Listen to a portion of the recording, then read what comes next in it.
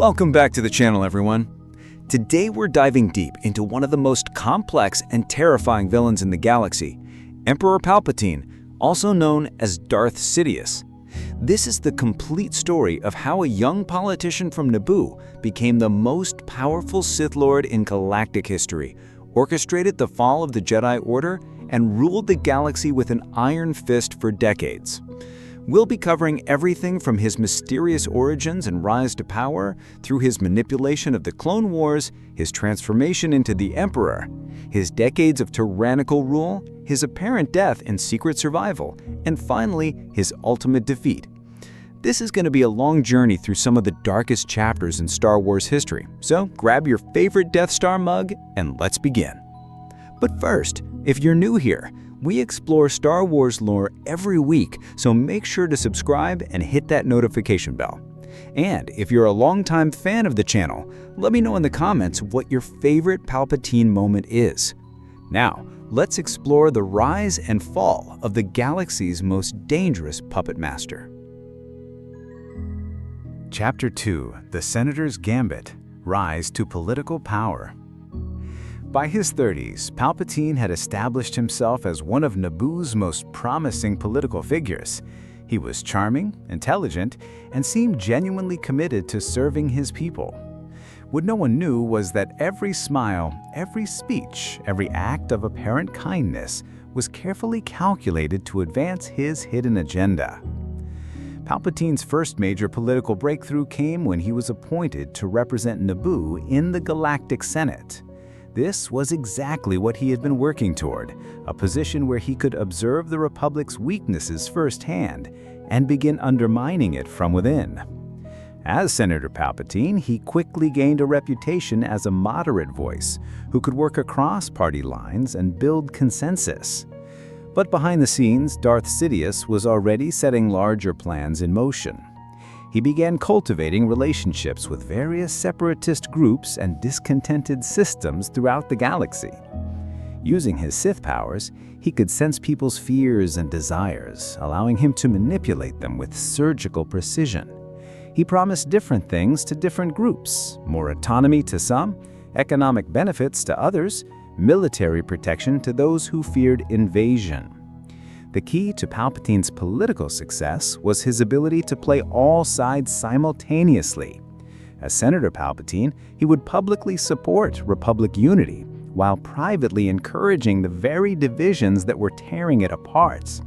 He understood that the Republic's democratic institutions, which had maintained peace for 1,000 years, were also its greatest vulnerability. Democracy required compromise and debate, but it was slow to respond to genuine crises.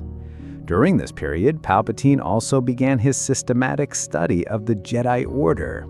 He observed their strengths and weaknesses, learning how their code of conduct could be turned against them. He discovered that their commitment to peace and their reluctance to take aggressive action could be exploited. Most importantly, he learned that their ability to sense the dark side was not as absolute as they believed. With sufficient skill and patience, a Sith could hide in plain sight, even surrounded by Jedi Masters. The stage was being set for the greatest deception in galactic history, and Palpatine was the perfect actor for the role. Respected, trusted, and seemingly incorruptible, he had positioned himself at the very heart of the Republic's power structure. Soon, he would begin using that position to tear everything down from within. Chapter 3: The Phantom Menace – Orchestrating the Naboo Crisis. The Trade Federation's blockade of Naboo in 32 BBY wasn't a random act of corporate greed. It was the opening move in Palpatine's grand strategy to destroy the Republic and the Jedi Order. Every aspect of the crisis was carefully orchestrated by Darth Sidious, playing multiple roles to ensure the outcome he desired. As Darth Sidious, Palpatine secretly commanded Nute Gunray and the Trade Federation to blockade his own homeworld. The stated reason was a dispute over taxation of trade routes, but the real purpose was to create a crisis that would catapult him to the position of Supreme Chancellor. He knew that the current Chancellor, Finis Valorum, was weak and indecisive, and that a dramatic crisis would provide the perfect opportunity for new leadership to emerge. When Queen Amidala arrived on Coruscant seeking help for her people, she found Senator Palpatine waiting with exactly the advice she needed to hear.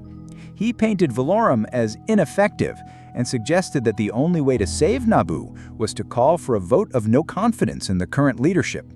What Amidala didn't realize was that she was being manipulated by the very person who had created her planet's crisis in the first place.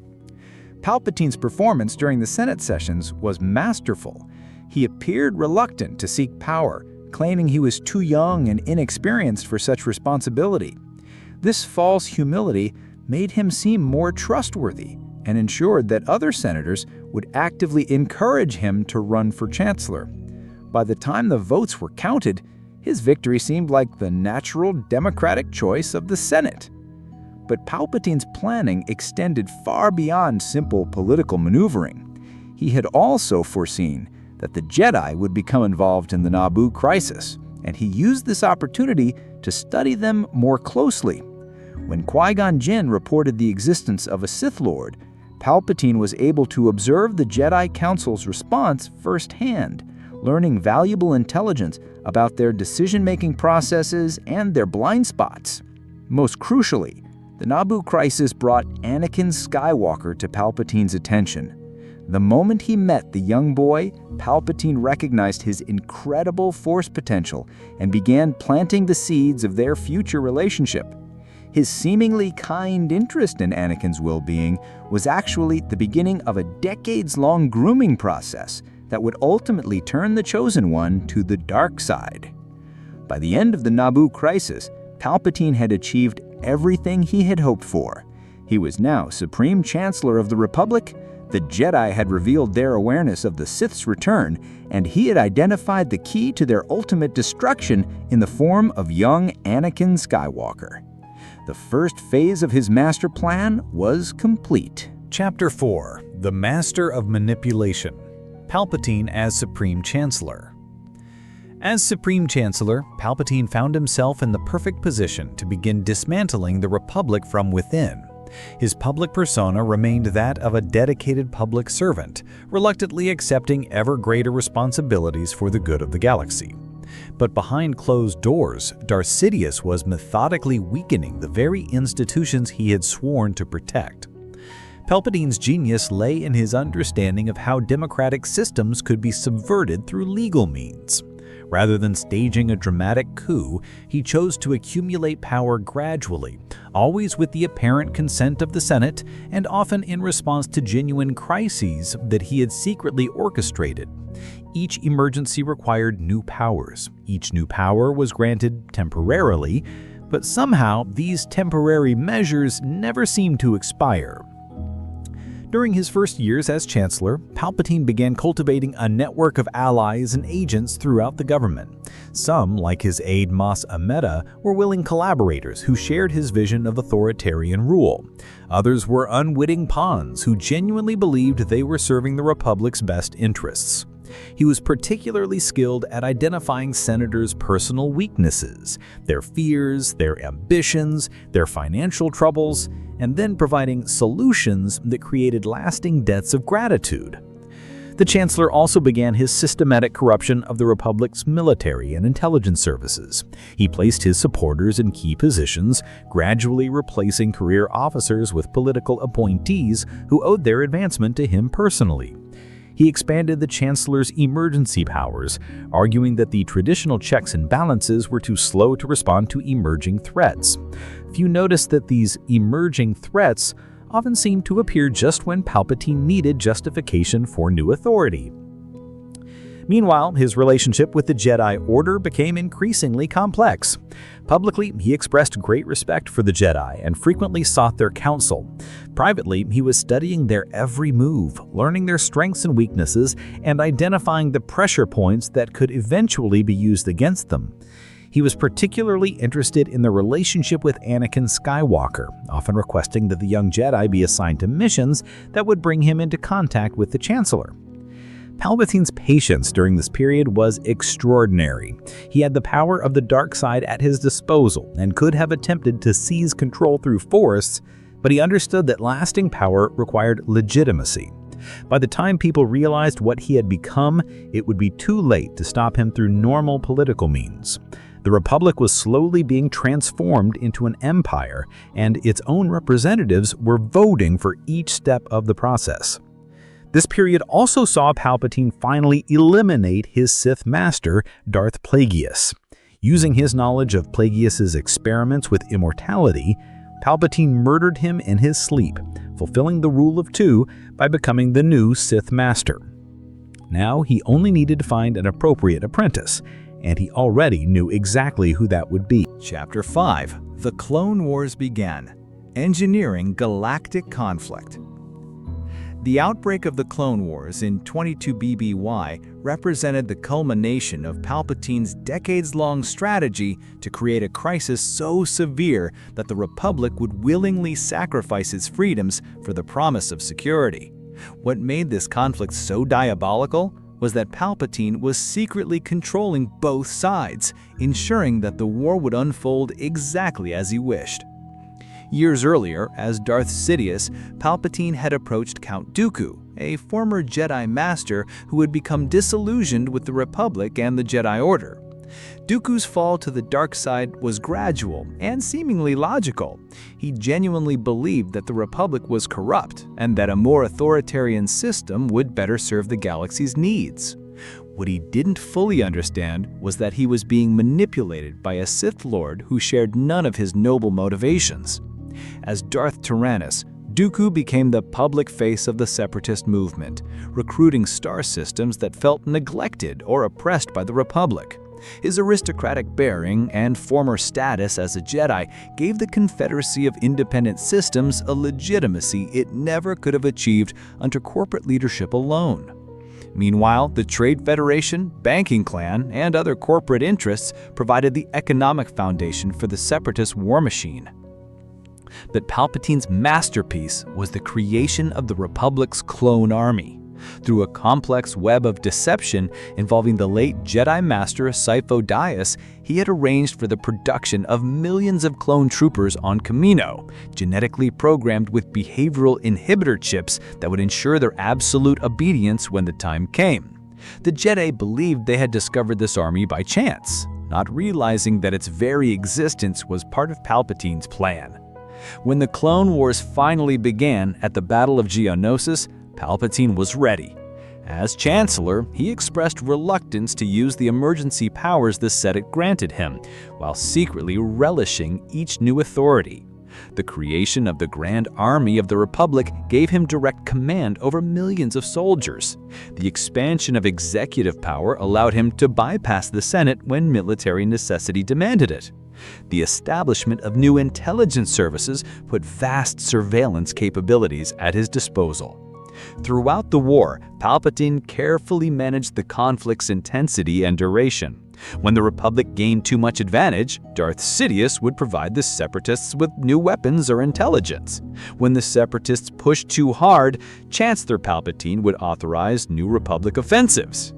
The goal was never victory for either side, but rather a prolonged conflict that would exhaust both the Republic's democratic institutions and the Jedi Order's resources.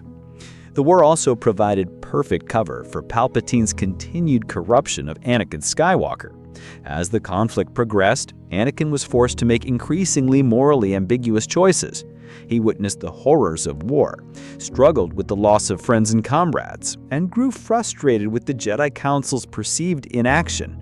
Each trauma made him more susceptible to Palpatine's influence, more willing to consider that perhaps the ends could justify the means.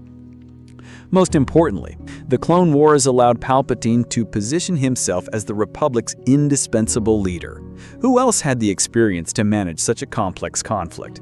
Who else commanded the loyalty of the clone armies? Who else could navigate the political complexities of wartime governance? By the war's end, the idea of replacing him would seem not just impractical, but almost treasonous. Chapter 6. The Seduction of Anakin Skywalker. Perhaps no aspect of Palpatine's rise to power was more carefully orchestrated than his corruption of Anakin Skywalker. From their first meeting, when Anakin was just 9 years old, Palpatine began a patient, methodical process of grooming that would span over a decade and ultimately deliver the Chosen One to the dark side. Palpatine understood that Anakin's greatest strength, his capacity for love and loyalty, was also his greatest weakness. The Jedi Code's restrictions on attachment created a fundamental conflict within Anakin, who formed deep emotional bonds despite his training. Palpatine positioned himself as the understanding father figure who, unlike the Jedi Council, appreciated Anakin's emotional nature and saw it as a strength rather than a flaw. During Anakin's years as a Padawan, Palpatine made sure to maintain regular contact, often requesting Anakin's presence at official functions or private meetings. These encounters were always framed as the Chancellor seeking advice from a hero of the Republic, making Anakin feel valued and important in ways the Jedi Council rarely did. Palpatine was careful to show interest in Anakin's personal life, his fears, his dreams, and his frustrations with Jedi training. The relationship deepened significantly during the Clone Wars. As Anakin rose through the ranks to become a general, Palpatine made sure he was kept informed of Anakin's missions and struggles. When Anakin expressed doubts about Jedi methods or frustration with the Council's decisions, Palpatine was always there to listen sympathetically and offer alternative perspectives. He never openly criticized the Jedi, but rather asked leading questions that encouraged Anakin to reach his own negative conclusions. Palpatine's masterstroke came during the final year of the Clone Wars, when Anakin began experiencing prophetic dreams about Padmé's death and childbirth. These visions, which may have been enhanced by Palpatine's own Force abilities, drove Anakin to desperate measures. When Anakin confided his fears to the Chancellor, Palpatine was ready with the legend of Darth Plagueis the Wise, a Sith Lord who had allegedly learned to prevent death through the dark side of the Force. The story was perfectly calculated to appeal to Anakin's specific psychological needs. Here was a power that could save the people he loved, something the Jedi had told him was impossible. The fact that it was a Sith power made it forbidden, which only added to its appeal for someone who already felt constrained by Jedi restrictions. Palpatine didn't need to explicitly offer to teach him these abilities. He simply planted the seed and let Anakin's desperation do the rest. When the Jedi Council asked Anakin to spy on Chancellor Palpatine, they unknowingly played directly into the Sith Lord's hands. Palpatine used this request as evidence of the Jedi's political motivations and their willingness to use Anakin for their own purposes. He contrasted this with his own apparent trust and friendship, making the Jedi seem manipulative while positioning himself as the one person who truly understood and supported Anakin. The final revelation that Palpatine was Darth Sidious was handled with characteristic brilliance.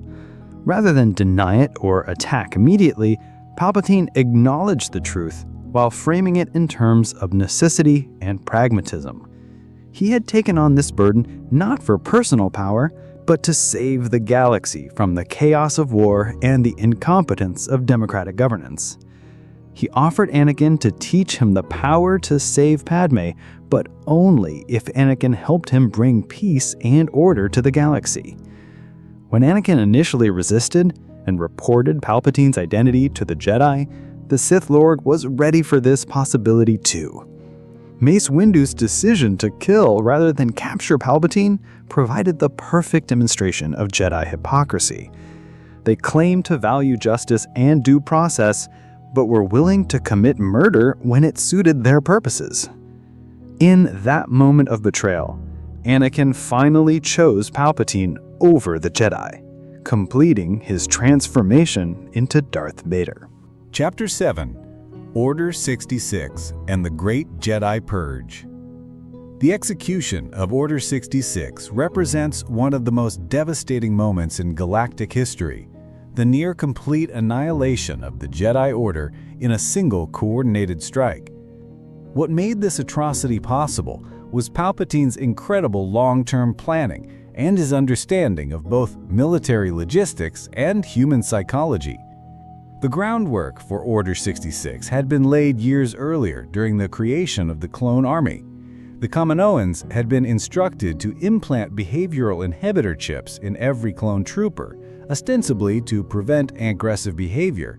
In reality, these chips contained specific protocols that could be activated remotely, overriding the clones' individual personalities and forcing them to execute predetermined commands. Order 66 was just one of 150 such contingency orders hidden among seemingly routine military protocols. The timing of Order 66's activation was crucial to its success. Palpatine waited until most of the Jedi were scattered across the galaxy, leading clone units in various theaters of the Clone Wars. This meant that when the order was given, individual Jedi found themselves isolated and outnumbered, facing soldiers they had fought alongside and trusted for years. The psychological impact was as devastating as the physical assault. The clones' sudden betrayal left many Jedi too shocked to mount an effective defense. The specific wording of Order 66 was also carefully crafted. Execute Order 66. The time has come. Execute Order 66. The Jedi have betrayed the Republic. They are to be hunted down and destroyed. By framing the Jedi as traitors, Palpatine ensured that the clones would carry out their orders with conviction rather than reluctance. The behavioral chips removed any possibility of moral hesitation, but the ideological justification made the order seem legitimate to outside observers. Across the galaxy, the results were catastrophic. On Kashyyyk, Yoda sensed the deaths of his fellow Jedi through the Force but could only save himself. On Utapau, Obi-Wan Kenobi survived only through luck and quick thinking. On Felucia, Aayla Secura died alongside her troops in a coordinated ambush. On Mygeeto, Ki-Adi-Mundi fell to blaster fire from soldiers he had commanded for months. The systematic nature of the attack meant that even powerful Jedi Masters had little chance of survival. The assault on the Jedi Temple on Coruscant was particularly brutal. Led by the newly christened Darth Vader, the 501st Legion stormed the ancient fortress while most of its defenders were off-world. The clones showed no mercy, killing not just active Jedi, but also Padawans, younglings, and support staff. The temple's archives were ransacked, and centuries of accumulated wisdom were either destroyed or seized for Palpatine's personal collection.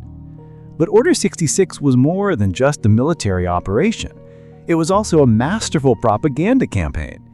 Even as Jedi were being hunted down across the galaxy, Palpatine's addressing the Senate, explaining that the Jedi had attempted to assassinate him and overthrow the Republic. He showed the senators his scarred face, evidence of Mace Windu's unprovoked attack, and portrayed himself as the victim of a religious extremist coup attempt. The few Jedi who survived the initial purge found themselves branded as enemies of the state, hunted by clone troopers, bounty hunters, and Imperial agents. Some went into hiding, abandoning their Jedi identities entirely.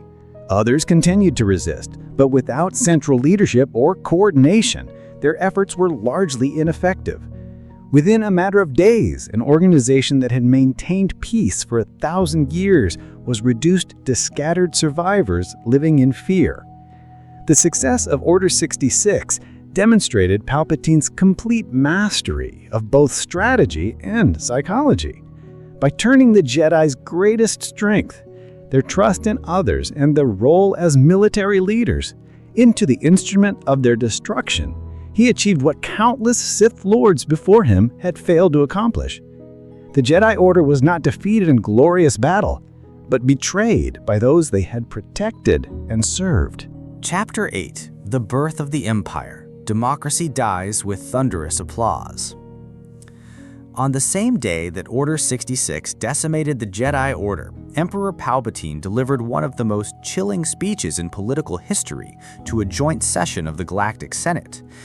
His transformation from Chancellor to Emperor was a masterpiece of political theater, presenting the destruction of democracy as its salvation and making tyranny seem like the natural, inevitable choice of a grateful people. Palpatine's appearance before the Senate was carefully staged for maximum impact. His face bore the scars of his battle with Mace Windu, visible evidence of the Jedi betrayal he was about to describe. His voice carried the weight of exhaustion and sorrow, as if the burden of revelation was almost too much to bear.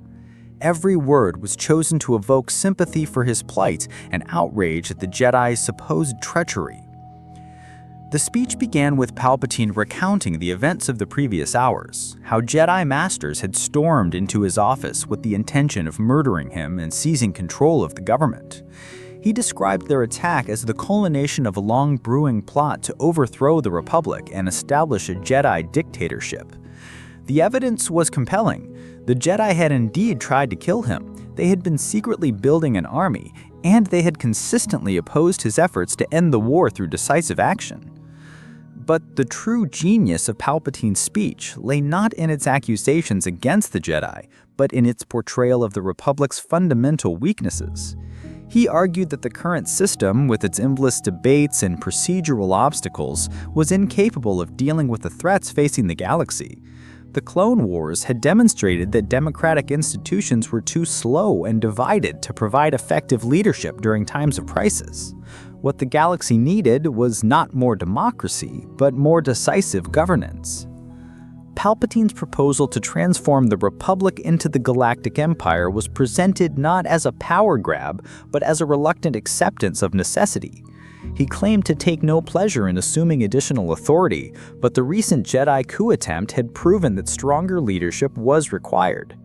The Empire would be a temporary measure, lasting only until the galaxy was safe and stable enough to return to democratic governance, though he notably avoided specifying when that might occur.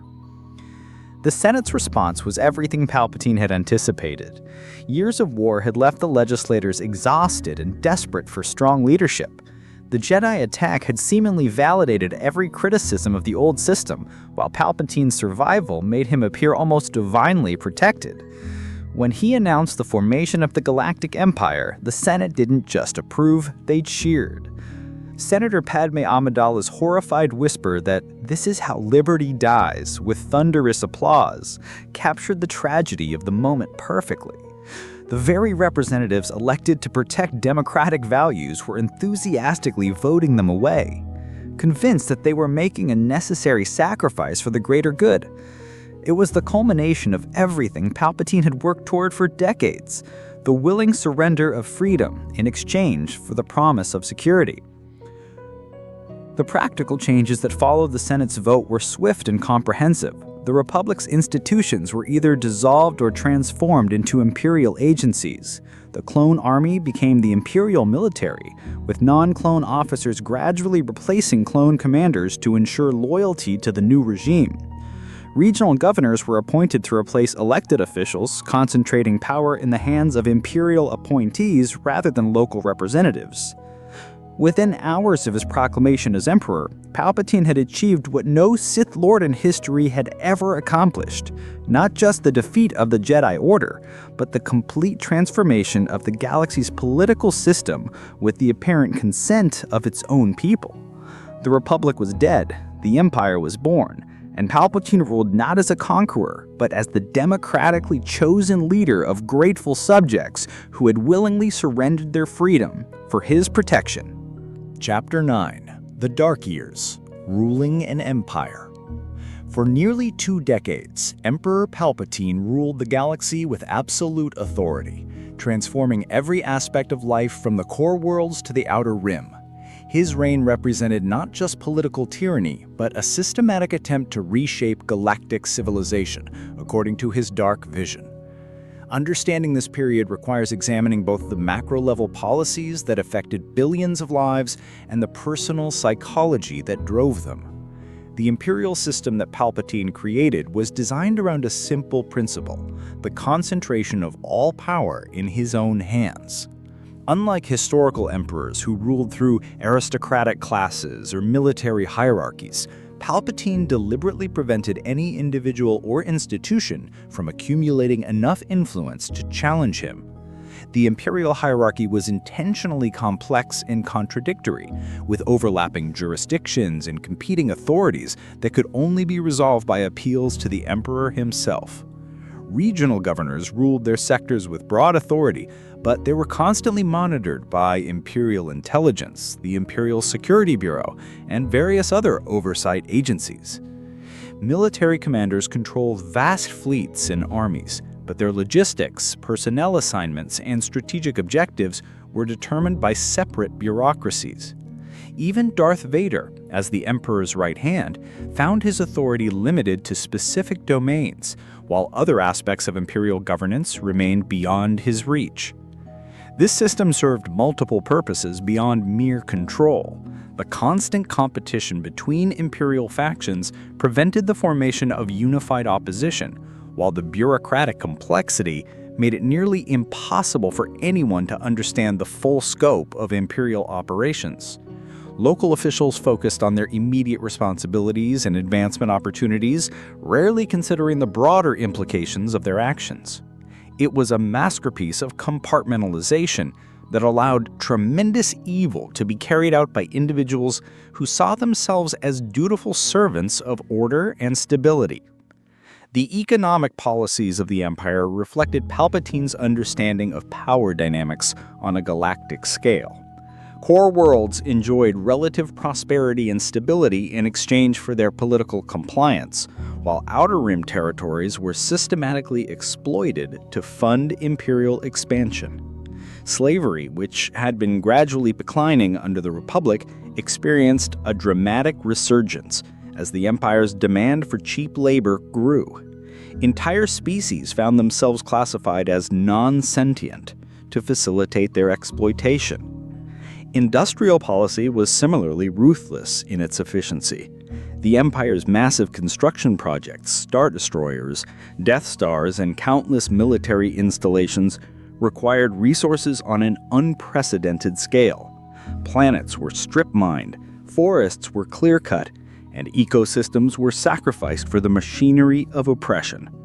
The economic disruption was enormous, but it also served Palpatine's political goals by making entire sectors dependent on Imperial contracts and employment. Perhaps the most insidious aspect of Imperial rule was its systematic destruction of cultural diversity and intellectual freedom. The Emperor understood that diversity of thought inevitably led to questioning of authority, so Imperial policy actively promoted conformity and discouraged independent thinking. Non-human species faced increasing discrimination and marginalization, while human cultures were gradually homogenized around Imperial norms and values. Education was transformed from a system that encouraged critical thinking into one that promoted unquestioning loyalty.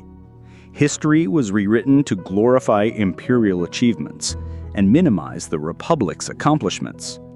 The Jedi were portrayed not as peacekeepers, but as a dangerous cult that had threatened galactic stability. Art, literature, and entertainment were subject to increasing censorship, with independent voices gradually replaced by Imperial propaganda. The religious and philosophical implications of Palpatine's rule were equally profound. The Emperor actively promoted materialism and cynicism, arguing that concepts like justice, compassion, and selfless service were naive delusions that weakened society. The Force itself was portrayed as either a primitive superstition or a dangerous power that should be controlled by the state.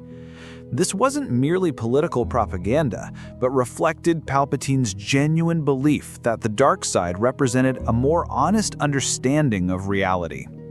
Throughout this period, Palpatine continued his personal studies of the dark side, conducting experiments and research that would have horrified even other Sith Lords.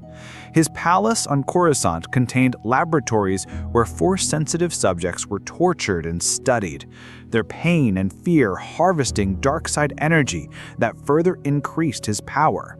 He delved deep into ancient Sith techniques, seeking not just political control, but literal immortality through dark side manipulation of life itself. The Emperor's relationship with Darth Vader during this period was complex and psychologically fascinating. On one level, Vader represented everything Palpatine had hoped to achieve through Anakin's corruption. A powerful enforcer whose combination of technological enhancement and dark side abilities made him nearly unstoppable. But Vader's injuries at Mustafar had also limited his potential, ensuring that he could never become powerful enough to challenge his master. Palpatine took sadistic pleasure in Vader's physical and emotional torment, regularly reminding him of his failures and the loved ones he had lost. This wasn't mere cruelty, but a calculated strategy to keep Vader's anger and hatred at maximum levels, feeding his dark side power while preventing him from finding the peace that might lead to redemption. The Emperor understood that Vader's greatest strength, his capacity for emotion, could also be turned into a weakness through careful manipulation. The search for a replacement apprentice occupied much of Palpatine's attention during the Imperial years. He tested various candidates, including Imperial officers, Inquisitors, and even captured Jedi, but none possessed the combination of power and corruptibility that would make them suitable successors to Vader. This search would eventually lead him to focus on Luke Skywalker, whose potential he sensed, even before learning of the young man's true parentage. By the time of the Battle of Yavin, Palpatine had achieved a level of power that would have seemed impossible to the young senator from Naboo who had first arrived on Coruscant decades earlier. He controlled the largest military force in galactic history, commanded the loyalty of trillions of subjects, and wielded dark side abilities that made him perhaps the most powerful individual who had ever lived.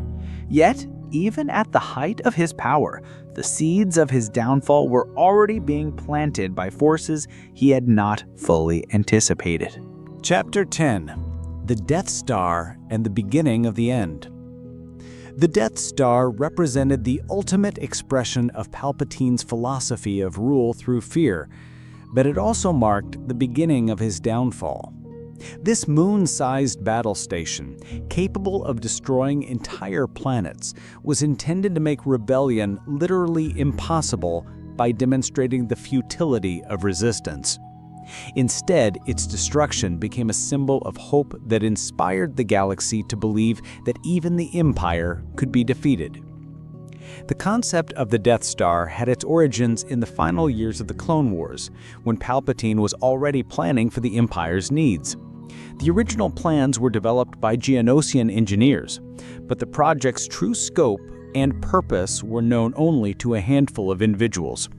Construction began in secret, even before the Empire's official formation, with resources diverted from other projects under various cover stories and false classifications.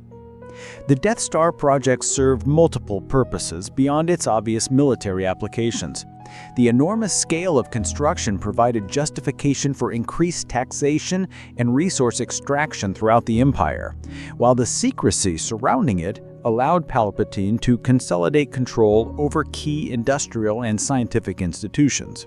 The project also served as a test of Imperial administrative efficiency and loyalty, identifying individuals and organizations that could be trusted with the Empire's most sensitive operations. Palpatine's decision to use the Death Star against Alderaan was calculated to achieve maximum psychological impact with minimal political cost. Alderaan was wealthy, peaceful, and politically influential, exactly the kind of target whose destruction would terrify other potential rebels, while demonstrating that no one was safe from Imperial retaliation. The planet's lack of military defenses made it an easy target, while its cultural significance ensured that news of its destruction would spread rapidly throughout the galaxy. The Emperor was personally present during the Death Star's final assault on the Rebel base at Yavin 4, watching from his throne room as what he believed would be the final defeat of organized resistance unfolded. He had anticipated that some rebels might escape, but the complete destruction of their leadership and infrastructure would effectively end the rebellion as a meaningful threat. The Death Star would then be free to patrol the galaxy, a mobile reminder of Imperial